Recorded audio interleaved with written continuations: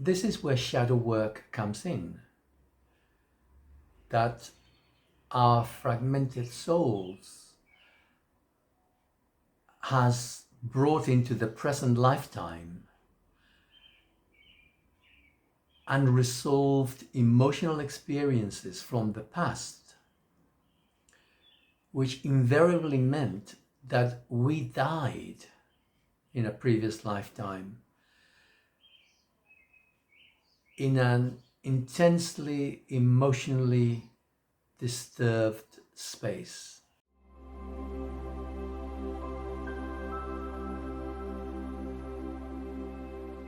Hi, many people may view past life regression as a curiosity. But what if it's actually a key to exiting a 12,000-year trauma history? We often think of ego as who we are, and ego is very useful, but in reality, it's just a mask that we confuse with self. A series of fractured programs for a vehicle designed for this 3D reality. The real you exists in a soul dimension that permeates through this reality, and it isn't bound by space or time. The problem is that pretty much every soul that has incarnated in the last 12,000 years has been fractured by trauma. We are walking around with soul fragmentation, carrying karmic baggage from lives we don't even remember. This is where shadow work comes in, that our fragmented souls has brought into the present lifetime unresolved emotional experiences from the past, which invariably meant that we died in a previous lifetime in an intensely emotionally disturbed space. And those unresolved emotions, they affected our souls, they imprinted us, they traumatized that part of our soul and became fragmented. Hence the importance of doing shadow work, trying to reconnect with the unconscious part of our psyche where all of this resides. And we need to clear, we need to work our way through. Not totally. I mean, if you're an Atlantean, yes, you need to work through it totally. If you're a Wayfarer, no, you only need to work with it partially, with enough of it to deal with the emotional center, second chakra, and to open up the heart enough that you have a direct connection with your higher self, your soul. So different people have different labels to describe our experience of the world and the spiritual world. And one of the most bandied about ones is the Akashic records. And this is another way of describing how the soul is beyond space and time and contains all the information of our fractured past life experiences. And that is available to us when we're ready, when we've opened up our second chakra, our fourth chakra, and our sixth chakra. So there are three groups of souls running around this earth at the moment. We've got the Atlanteans from about 20,000 years ago to the present. Small number. About 20.5 million worldwide. There is the Wayfarers, a name that with Gemini we've put together to describe this group of people from 12,000 years ago to the present, who are the aspiring souls who are waking up. And they represent about 4.5 billion of the population. And then we've got the NPC players, which are the new souls which have arrived in the last couple of hundred years to make the most of the explosion in humanity in terms of the amount of bodies. And they don't count. They do count because they affect everybody. But we're not interested in them because they're lost. They're still learning. They can't even drive a bloody vehicle. Okay. As I'm editing the podcast, I just realized that I'm missing one very important group. And I have labeled them the Archonite slaves. The Archons, they are sort of a few thousand years back. They are supposed to be the ones who followed the demiurge.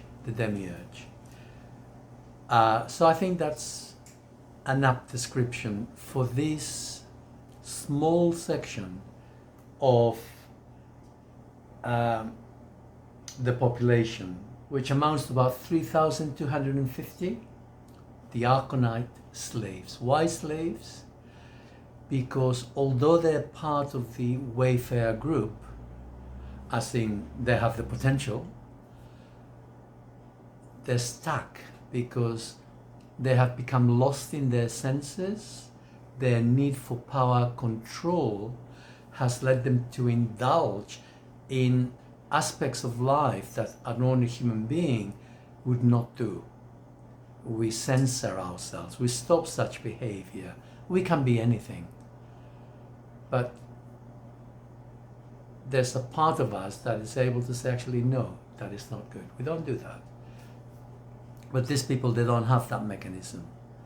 For whatever reason, for an unfortunate aspect of their life, they've lost it. And they're not going anywhere. They remain here with the NPC players. They're lost to the rest of us in that sense. So today I want to speak about how we can reconnect and break this karmic cycle. So firstly, me, the ego, I'm nothing. There's a soul within me, fragmented, and those fragments are stuck in past lives. The average soul, the average wayfarer, will have experienced 6 lifetimes. That's an average. The average Atlantean will have experienced around 8 lifetimes. From the point of view of soul, every past life is now. And from the point of view of me as the ego, if I am, let's say, a wayfarer, then I have a number of tasks ahead of me. specifically, we need, want, desire to open our hearts. And it sounds so easy, open the heart. It's not that simple, because we've got trauma. And the trauma is within the nervous system, within the muscles. And there's a number of emotions that we are disconnected from. We have access to others, but some we're disconnected from. And so they get in the way. They get in the way in the second chakra. And this is an important thing to bear in mind for later. And so we need to change that dynamic. Those held in emotions are held in by the mind. And the mind is programs, belief systems. For example, I am worthless. No one loves me. Everyone rejects me. It doesn't mean that that's who you are in your totality, but there's that part of you. Invariably, there is self-disgust, self-hate, disillusionment with our achievements. There's always something. So the solution, and it's easier said than done, but it begins with gaining a sense of self-worth, self-acceptance, an acknowledgement that we are broken. You cannot fix something you're unaware that is broken. So somehow we need to find a way to reconnecting with the belief systems which are holding us back, and the emotions, which usually are fear, the fear-based, which are too intense for us to connect with right now. And so that is the challenge, because when we do not connect with those emotions, we are unable to allow them to flow through our nervous system. That is another way of saying that the electrical flow through our nervous system is hampered. We do not have full access to all our vitality, to our energy, to our psychic power, if you like. It gets in the way. We're nobbled. And what we want to cultivate is the focusing on our egos in the way that a parent focuses on a tiny child, with love, protection. Every shitty thing they do, we go, oh, isn't that lovely? Oh, you're so pretty, right? That's how we need to see ourselves. That's how we need to experience our egos, our imperfect and fragmented egos. But when we look at ourselves, rose-tinted glasses, that's how we need to see ourselves. Nothing else works. Because our egos, they are nothing. They're just a thin film on the surface of who we are. We don't want to turn it into an obscure something that gets in the way. We want it to be fluid, flexible, and see-through. To get to our past lives, we have a challenge. The challenge is the second chakra, emotions, we need to deal with to begin with. The fourth chakra, the heart, because the heart is the gateway to the soul. And the sixth chakra, the imagination, because that is how or one of the ways in which we get information from the soul, from your higher self, if you like. So why bother with all that? Because you want to bring together your fragmented soul into one. Now, caveat. To completely, let me just check.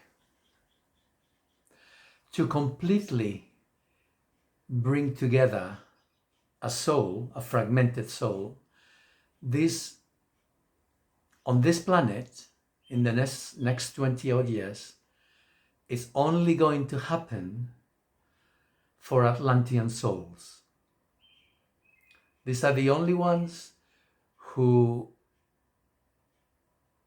stand a chance on this planet to truly bring all the separate parts of our psyche, of our soul, fragmented soul, together. For the Wayfarers, there is something wondrous happening in the near future, but we're not going to go there yet. But for the Wayfarers, all that's required is to climb high enough to be able to open up the heart to reach a certain level of communication. So you still need to do, okay, need is not the right word. Let's say advisable, preferable, ideally, to be able to access some of those previous lifetimes enough that your heart can open up enough to make that channel available.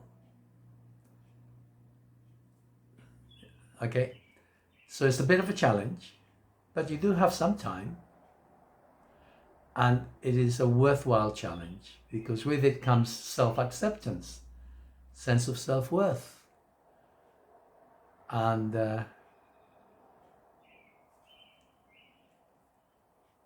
if you haven't, you may find your soulmate. So all of that is in the future.